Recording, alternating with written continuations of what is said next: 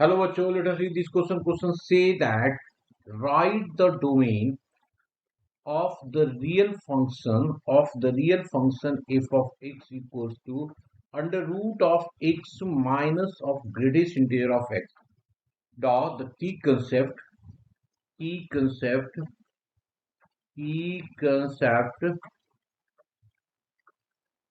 If y equals to f of x under root में, then for domain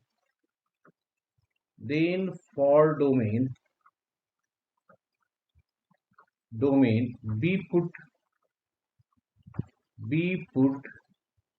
f of x is greater than equal to 0. जब भी greater under root के अंदर होता है कोई भी फंक्शन, तो डोमेन निकालने के लिए उसको हम लोग greater than equal to 0 put कर देते हैं. Now given that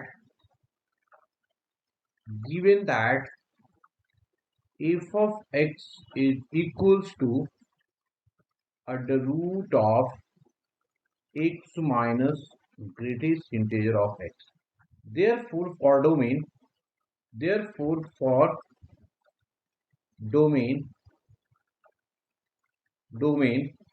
we put x minus greatest integer of x is greater than equal to 0. Now we discuss, if we know that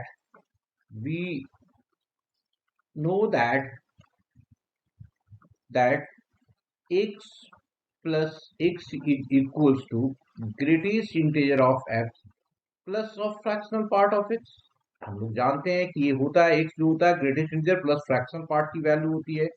अब ये x minus of greatest integer की value कितना हो गया, fractional part के equal होगा. और हम लोग ये जानते हैं कि fractional part of x is always positive, always positive. इसका मतलब ये कंडीशन सेटिस्फाइड कर रहा है, जीरो या जीरो से बड़ा वैल्यू हो रहा है. ठीक है ना, पॉजिटिव होता है और जीरो भी होता है, और इसको पॉजिटिव और जीरो दोनों ही लिख देते हैं.